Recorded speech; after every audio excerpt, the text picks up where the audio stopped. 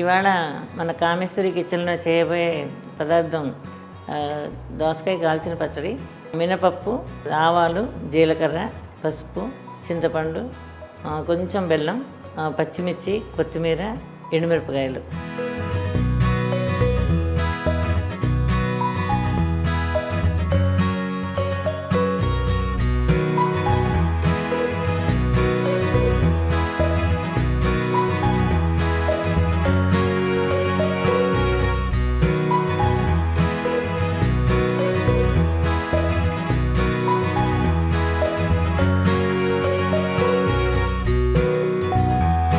మనం ముందుగా స్టవ్ వెలిగించుకుంటున్నాం. ఈ దోసకాయ అంటే పచ్చి ఉండకూడదు, పండు కావాలి వీటికి. ఇప్పుడు ఇది దోసకాయ కాల్చిన పచ్చడి కూడా గోదావరి జిల్లా స్పెషల్ ఇది. ఇంకొకటి ఏంటంటే ఈ ముక్కలుగా తరిగిన పచ్చడి చేస్తారు అందరూ, అది తినడానికి పెద్దవాళ్ళకి చాలా ఇబ్బంది. అటువంటిప్పుడు ఇలా చేస్తే కనుక ఇడ్లీలోకి, దోశల్లోకి, అన్నంలో కూడా చాలా బాగుంటుంది. మనం దోసకాయ కాల్చాం కదండి, కాల్చిన దాన్ని చక్కగా మన నీళ్ళతో అంతా పొట్టంతా వచ్చేసి దాన్ని ముక్కలుగా ఇలా చేసి పెట్టుకోవాలి. వాళ్ళు గింజలు ఎక్కువగా ఉంటుంటే కొంచెం గింజలు తీసేయచ్చు. ఇది లోపల గుజ్జు అంతా కూడా చాలా పుల్లగా ఉంటుంది కానీ అది ఉంచుకోవాలి. అది మరీ ఎక్కువ గింజలు ఉన్నాయనుకుంటే అక్కర్లేదనుకుంటే కొంచెం తీసేయచ్చు. ఇలా తయారు చేసి పెట్టుకోవాలి. ఇప్పుడు మనం ఈ పచ్చడికి పోపు వేయించుకుందామండి. కూరగాయల్లో అన్ని రకాలు కూడా మనం చేసి పెట్టడం వల్ల పిల్లలకి అసలు విటమిన్ డెఫిషియన్సీ అసలు ఉండదండి. అన్ని రకాల కూరగాయలు కూడా ఇలా రకరకాలుగా చేసి పెడితే చాలా ఇష్టంగా తింటారు.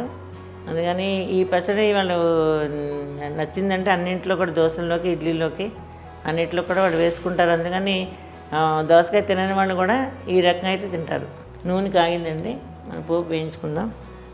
ముందుగా మినపప్పు, కొంచెం ఆవాలు, కొంచెం జీలకర్ర,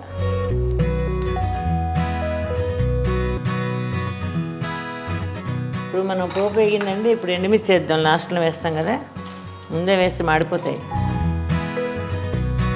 మనం ఇంగువ కూడా మనం ఇందులో వేస్తాం కానీ ఈ పోపులో వేసింది మాడిపోతుంది. అదే కొంచెం పోపులో వేసినా మనం మళ్ళీ పచ్చళ్ళు కూడా మనం వేసుకుందాం. అసలు పచ్చడి అంటేనే ఇంగువ సువాసనతో ఉంటాయి. కాకపోతే ఈ పౌడర్ వల్ల ఏమవుతుందంటే పోపులో వేగగానే దాని ఫ్లేవర్ అంతా తగ్గిపోతుంది. పోపు వేగిందండి, స్టవ్ ఆపేస్తాను. పోపు చల్లారిందండి.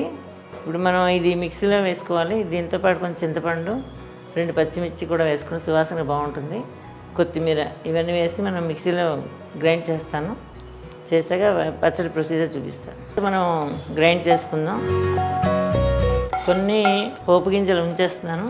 ఇది పచ్చడి మొత్తం అయ్యాక మనం కలపాలి ఇందులో. ఇప్పుడు దీనికి కొంచెం చింతపండు అండి, అలా గింజలు లేకుండా చూసి కొంచెం చింతపండు వేయాలి.